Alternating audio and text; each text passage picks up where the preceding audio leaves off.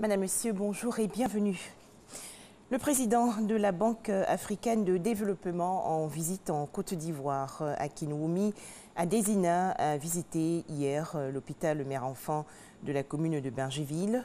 Le président de la BAD a aussi échangé avec la première dame de Côte d'Ivoire, Dominique Ouattara. 2 ans après son ouverture, l'hôpital mère-enfant de Bingerville a accueilli environ 70 patients. Écoutons à présent le président de la Banque africaine de développement, Akinwumi Adesina, exprime toute sa fierté de visiter cet établissement sanitaire doté d'un plateau technique moderne.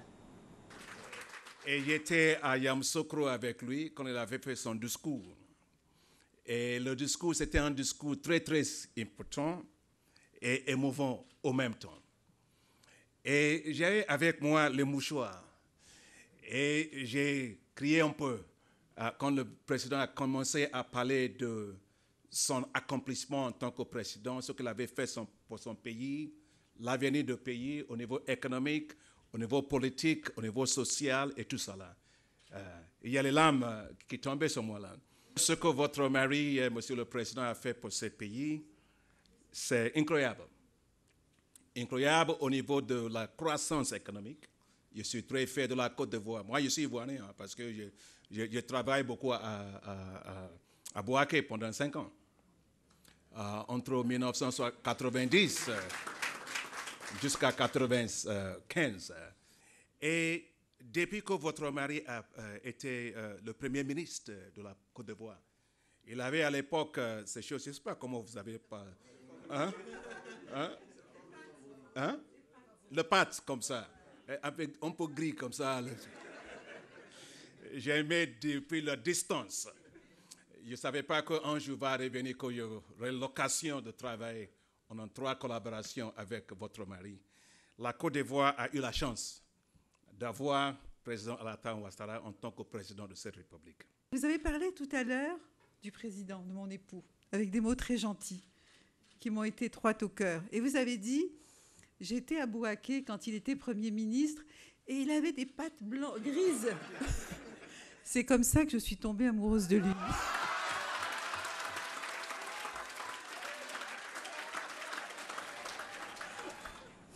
Une délégation de la communauté économique des États de l'Afrique de l'Ouest séjourne actuellement en Côte d'Ivoire. Elle a échangé avec le ministre des Affaires étrangères, Marcel Amontano, et avec le ministre d'État, ministre de la Défense, Ahmed Bakayoko. Leurs entretiens ont porté sur l'élection présidentielle d'octobre prochain. Le Burkina Faso, frappé par le coronavirus. 2 premiers cas ont été enregistrés hier. Les 2 personnes infectées sont de nationalité burkinabé. Il s'agit d'un homme de 73 ans et de son épouse de 57 ans, rentrés d'un séjour en France depuis le 24 février dernier. Le Burkina Faso, où 43 villageois ont été tués le 8 mars dernier au cours de plusieurs attaques dans des localités du Nord.